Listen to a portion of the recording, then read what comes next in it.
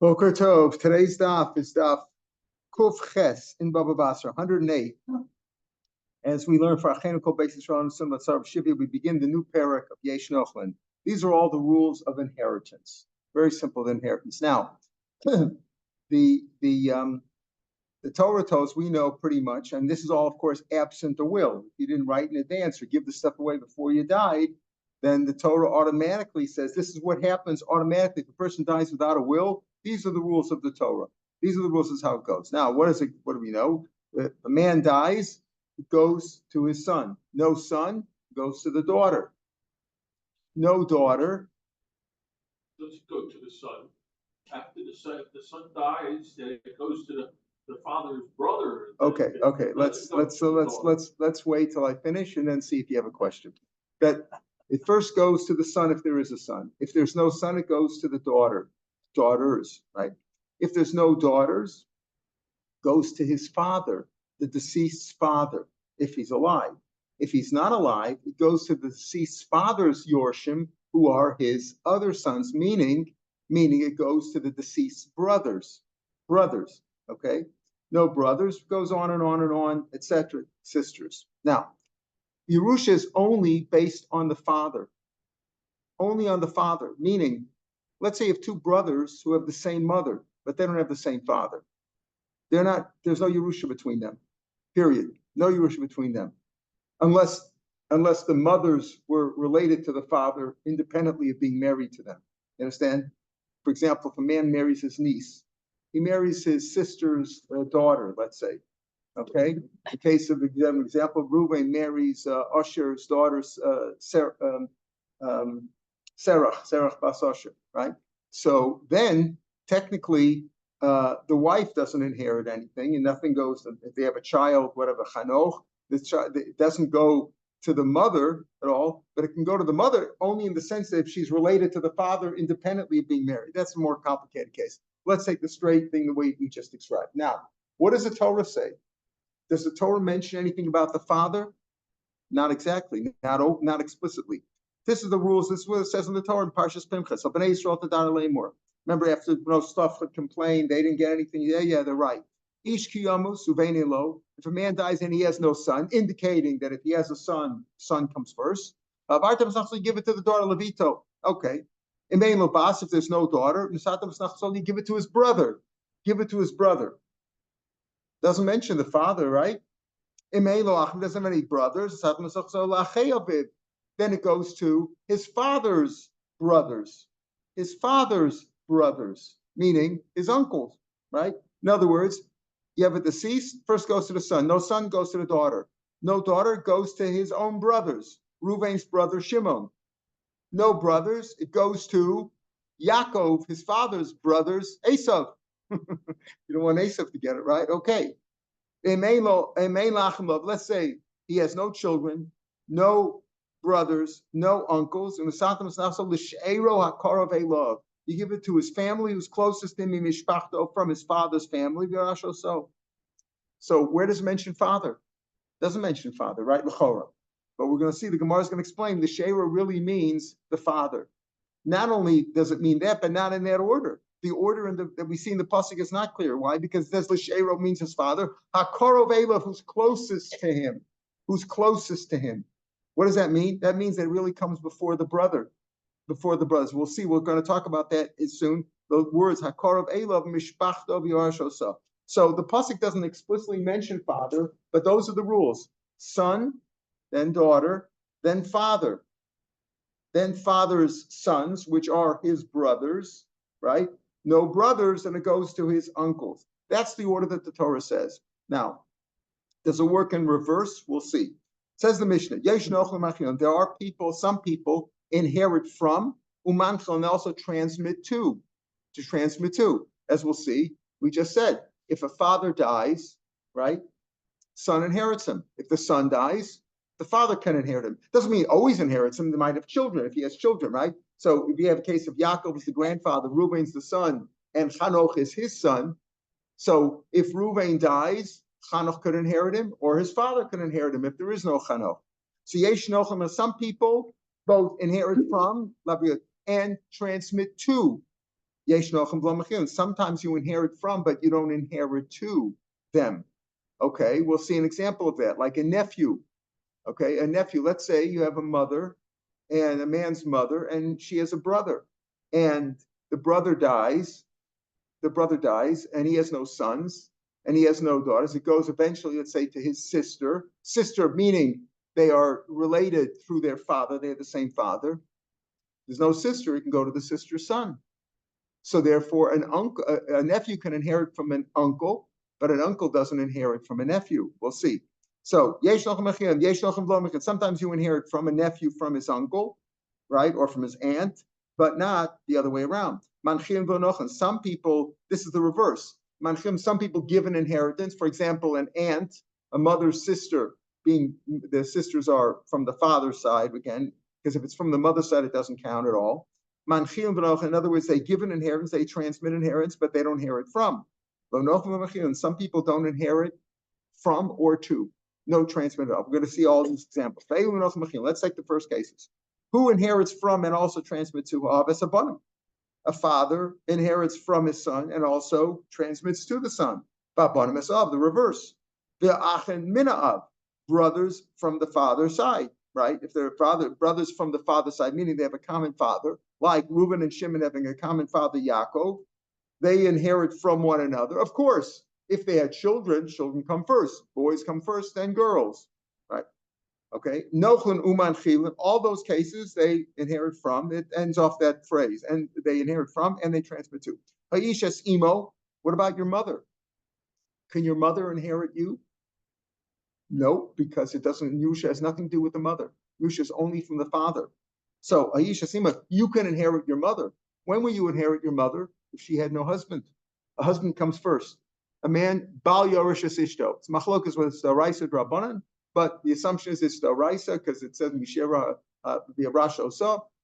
A man inherits. If a woman dies, the husband inherits her. That's the halach in the Torah, unless she gave it away before. You had a stipulation, you had a will, you had some other, transfer, whatever. You put it into a trust.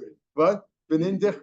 Well, that Benin Dichman is a different thing. Benin Dichman is part of a ksuba, right, which says it is the male sons, right? The Benin Dichman that they should inherit, meaning that the Benin Dichman should inherit. That means to say that if she dies, it should go that the Yerusha, so to speak, is given to them before. That's like a special. Yeah, you can say that's an example of a special legal stipulation you made before, part of the ksuba. Right. So this part of the ksuba, you're right, is like a will, in a way. Yeah. So meaning you inherit from your mother. If your mother died, you're not first in line. Your father, if the husband, whoever the husband is, it's not necessarily your father. The husband comes first. But if there is no husband, and she has no other family, and if there's no husband, let's say you can go to her father or her brothers, whatever. There, but you could inherit from your mother if nobody else comes ahead of you. And you inherit from your wife, but your wife doesn't inherit from you. If the man dies, his wife doesn't get the inheritance. Of course, legally, you have wills which says she does, right? But we're talking about Minat Torah if there is no will. So Nochlin Aishas imo v'ishas ishto, right? You inherit from your mother, you inherit from your wife. Ubnei achayos. The preferred gear is bnei achos, not achayos, but rather meaning a nephew from his aunt. A nephew from his aunt. If his mother and his aunt are sisters from their father's side, and the aunt dies and she has no children, no other yorshim, it would go to her sister eventually. And if it doesn't go to her sister, it goes to, and if her sister's dead, it would go to the nephew. So a nephew can inherit from his aunt, and a husband can inherit from his wife, and a man and a man can inherit from his mother, but not the other way around in these cases. In other words, an aunt would not inherit from a nephew.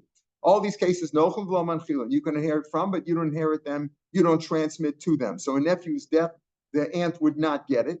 The aunt would not get it. And the reason simply is because she's not really related that way. In other words, the Yerusha goes according to the father. In the case of an aunt who died, and her sister gets it because they had the same father, so her sister gets it. And if her sister's dead, so you're inheriting it from your sister. It's, so to speak, the way we said going back to the case of a man who dies with no children, and the inheritance goes to his father. And then from the father, if the father's dead, it goes to the sons. It doesn't go directly to the brothers first. First goes to the father. It's the same way over here. First goes to the sister. The aunt dies. It goes to her sister if there's no other Yorshim. And then from the sister, you are the son, you would get it. Now, this is the reverse. A woman to her children, she's manchil. She can transmit an inheritance if there's nobody else ahead of her, like no husband and no other relative that she has.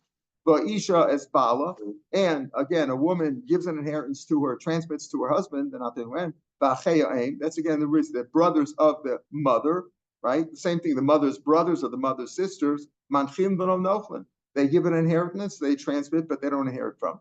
What's the last case that they don't receive a Yerusha, they don't inherit from, and they don't transmit to?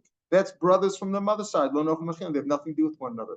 Yerusha goes according to the patrilineal descent. Now, it doesn't mean to say that they're not related, halachically. Of course they're related.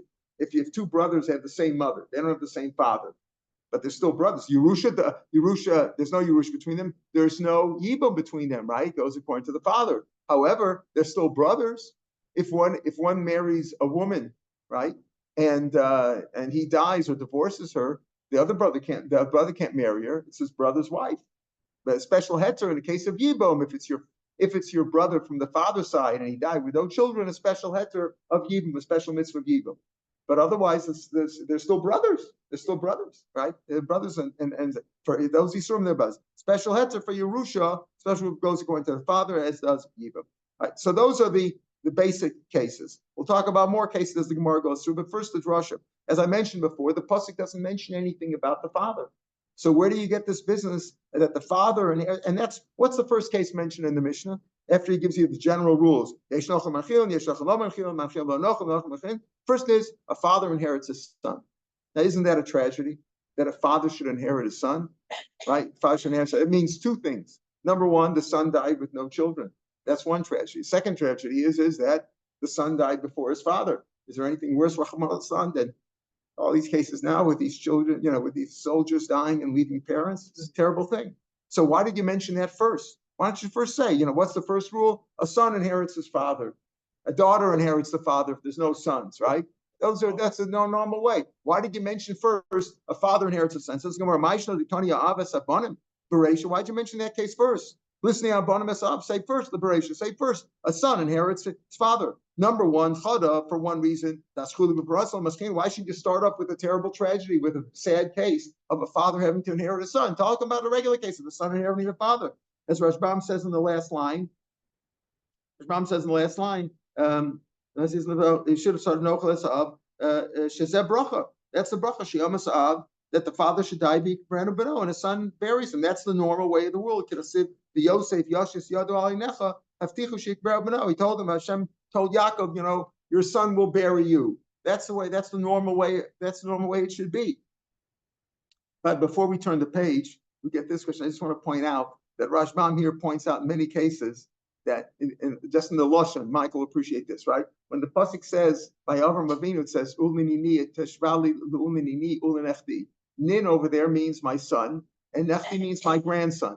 In modern Hebrew, Nechet is grandson, and Nin is a great grandson, because there is no word in the Torah, just like there's no word even in modern Hebrew for a great nephew. Right? They made up a word Achyan. How do you say Baruch Hashem?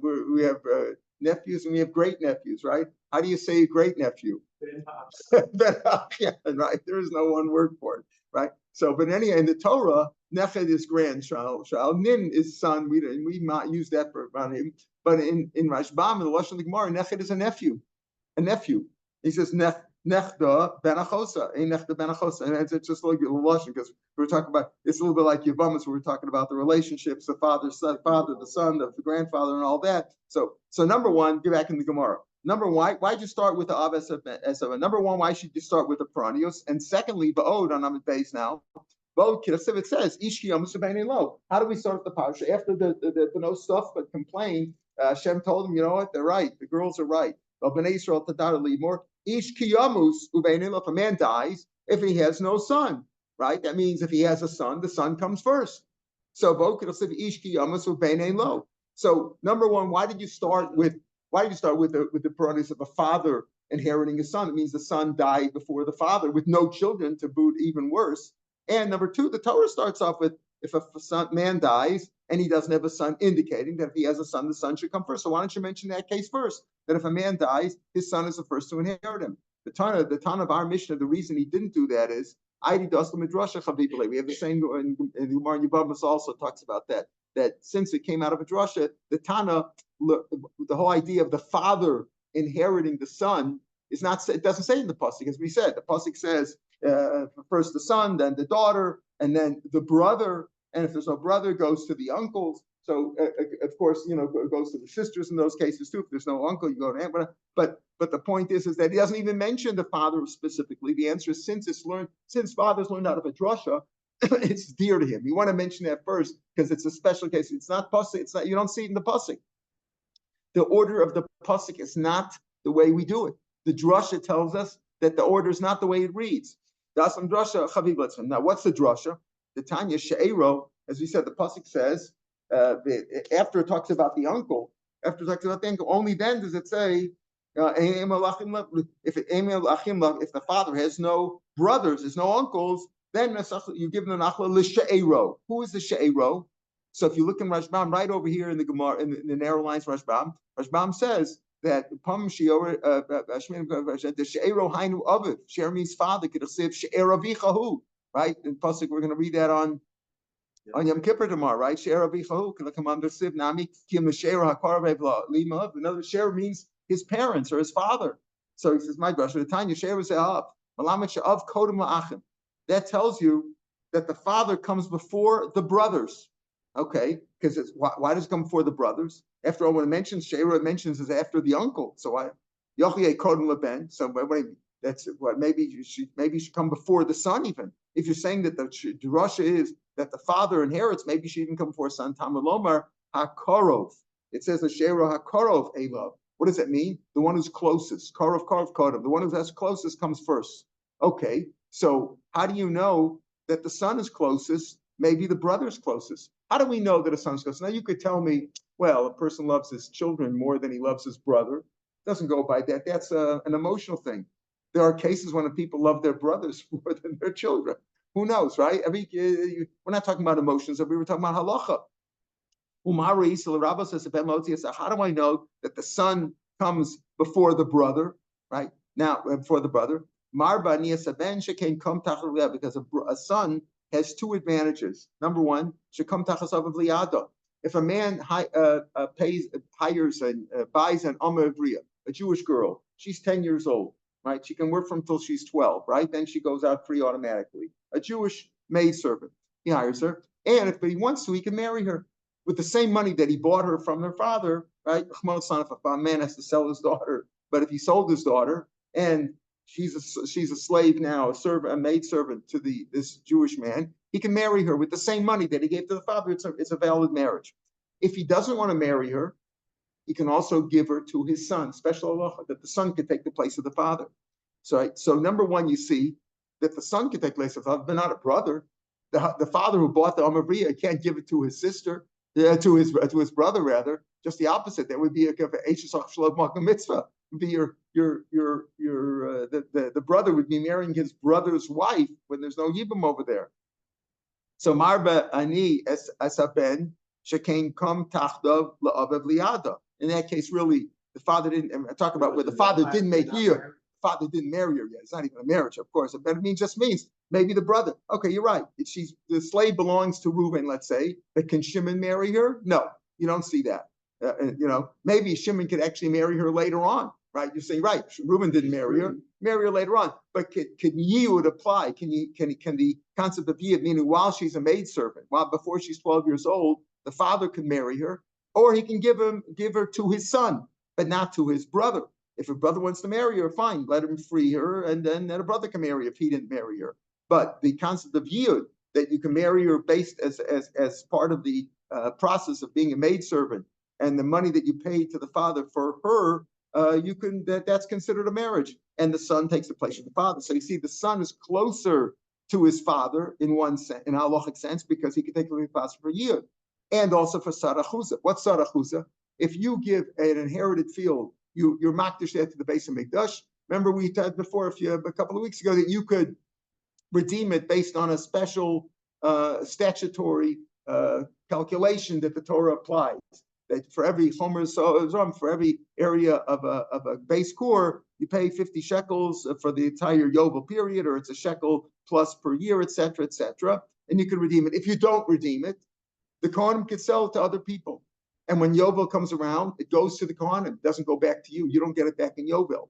However, let's say the Kohanim sold it to your son, right? You could redeem it yourself, or your son could buy it, meaning your son could redeem it. That works for them too. That works also. So you see, the son takes place of the father both for Yiyud and for Sadachuza, right? So this is an advantage. You say, what should come first? We say that the father comes before the brothers, right? Now the father doesn't take the place of the son for anything, but the son takes the place of the father for these two things: for Yiyud, for marrying the Amavriya, and for Sadachuza. That if after your makdish the field, you weren't poted, but your son was poted, your son bought it, that applies too, he can keep it.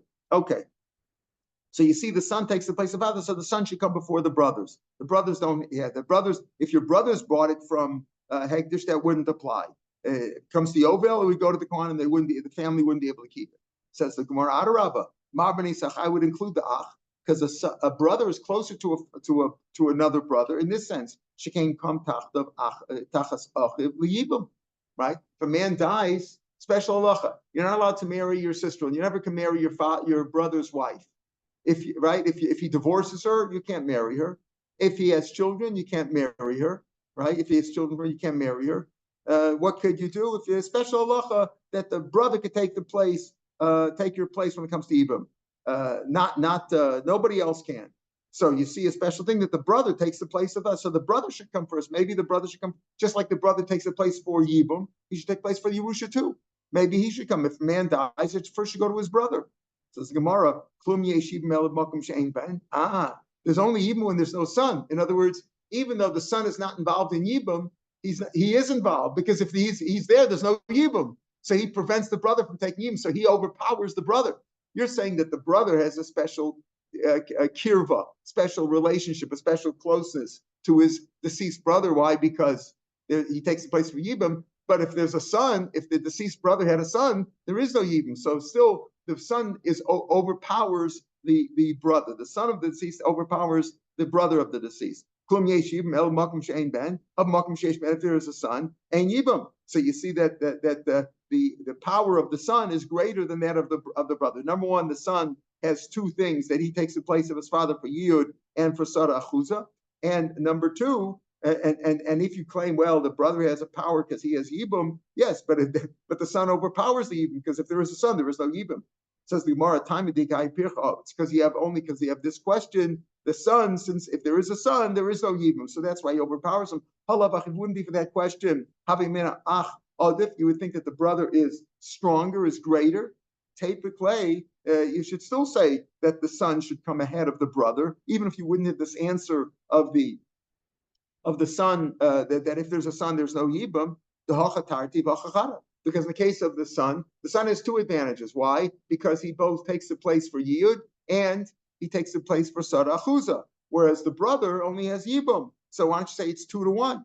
And therefore you should say that the son should still come ahead of the brothers anyway. Of course, by the son we mean the son or the daughter, because if there's a daughter also, there's no Yibum, right? So the daughter would have come ahead of the brother also. But the point is, you don't have to come out with this answer. If there's a son, there's no Yibum. Even if the Ach has a good strong case because he has Yibum. But the son has two cases. He has Yiyud and he has Sarachuza. So the son should come first. The answer is Sarachuza Gufa Mehai Taimahu. How do you know that the son takes the place of the father for Sarachuza? Doesn't say so in the pasuk, right? Right? Where does it say specifically the son takes the place of the father? Only by Yiyud. What does it say, Michael? It says Im Livno Yiyadena Kimishpata Banos. Yes, right. If the Amavriya that you could marry with the same money that you gave to the father, that same money can apply for the Kesef Kedushin, and you're married to her now. If you don't do it, you can give it to her son. Obviously, you can't give it to your son after you're married. A son cannot marry his father's wife, right? But it says so there the pasuk is beferish that the son takes the place of the father. By Sarah Chuza, we don't know that. It didn't say beferish.